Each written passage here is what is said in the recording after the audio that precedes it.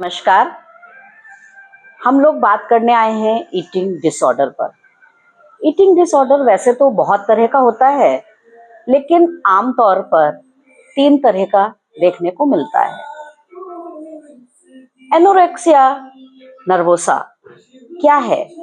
Anorexia nervosa है जिसमें हम बहुत ज्यादा हेल्थ कॉन्शियस हो जाते हैं, जैसे आज का युवा समाज।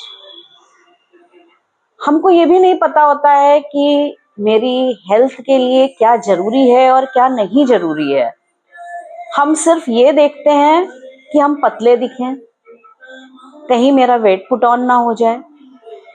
हम कैलोरी काउंट करने लगते हैं, हम देखने लगते हैं कि हम ये खा रहे हैं कहीं ऐसा तो नहीं मेरा 1 किलो वजन बढ़ गया, तुरंत मशीन पे खड़े होके देखते हैं। तो इस तरह के जब हम मानसिक अवसाद से गुजर रहे होते हैं तो बहुत बार हम बहुत सारी बीमारियों से ग्रसित होने लगते हैं, क्योंकि हम में बहुत सारे मिनरल्स की, विटामिन्स की डिफिशिएंसी आने लगती है। और हमको लगता है कि हम लोगों का एक कहावत भी है कि थोड़ा थोड़ा खाए न मरे न मुटाए। तो अगर उन चीजों पे भी हम फोकस करेंगे तो हम बहुत अच्छी हेल्थ पा सकते हैं। इसी तरह दूसरा डिसऑर्डर जो है वो है बिलिमोनिया नर्वोसा।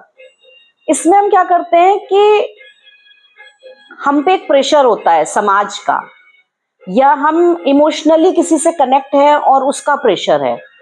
कई बार आपने देखा होगा फैमिली में पेरेंट्स बहुत जिद करते हैं कि नहीं तुमको तो ये पसंद है, ये खाओ, और हमारा मन नहीं होता फिर भी हम खाते हैं और फिर जाके हम वॉमिट कर देते हैं। इसी तरह आजकल की युवा पीढ़ी में पार्टीज अटेंड करने का बहुत प्रचलन है। पार्टी अटेंड करेंगे और ये दिखाएंगे नहीं मैं तो डाइटिंग पे नहीं हूँ, और खाना शुरू कर देते हैं।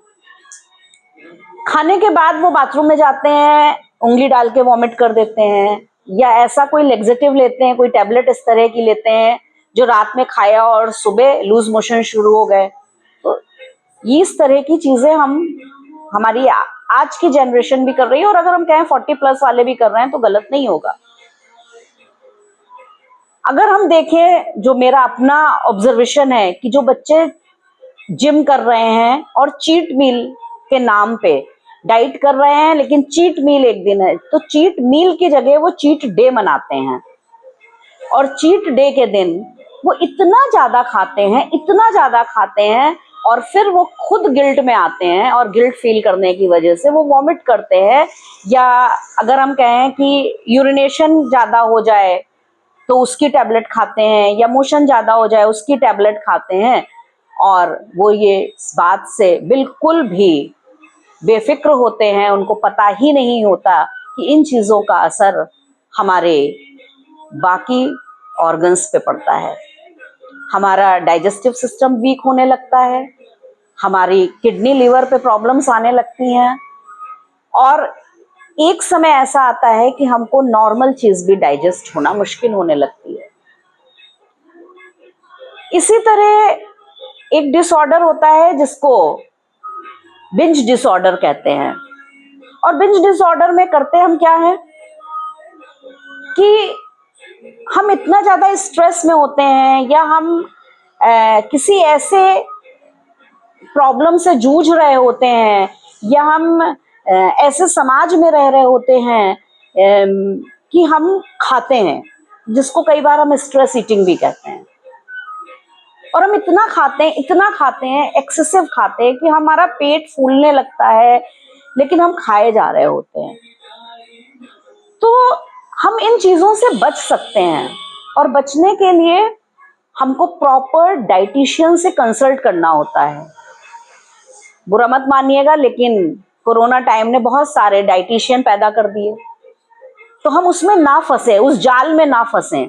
हमको सिर्फ ये देखना है कि एक्चुअल में हमारी कंडीशन को देखते हुए, हमारी फिजिक्स को देखते हुए, हमारे बॉडी के मेटाबॉलिज्म को देखते हुए, हमारे कैटाबॉलिज्म को देखते हुए, हमारे डिसऑर्डर्स को देखते हुए हमको कौन सही राय दे रहा है। क्योंकि हम सब इतना पढ़े लिखे हैं कि हमारे लिए अच्छा क्या है और बुरा क्या है, ये हम सब समझ सकते हैं। वो बात अलग की है कि हम उसको निगलेक्ट करते हैं। तो अगर हम इन चीज़ों का ध्यान रखेंगे और हम अपने खान पान पे सही फोकस करेंगे तो हमको लगता है कि हम एक अच्छी हेल्थ पा सकते हैं। और पतला और मोटा होना इम्पॉर्टेंट नहीं है, मेरे ख्याल से आप हेल्दी हो, आपके ऑर्गन्स हेल्दी रहें, आप डिजीज फ्री रहें, वो इम्पॉर्टेंट है। Thank you.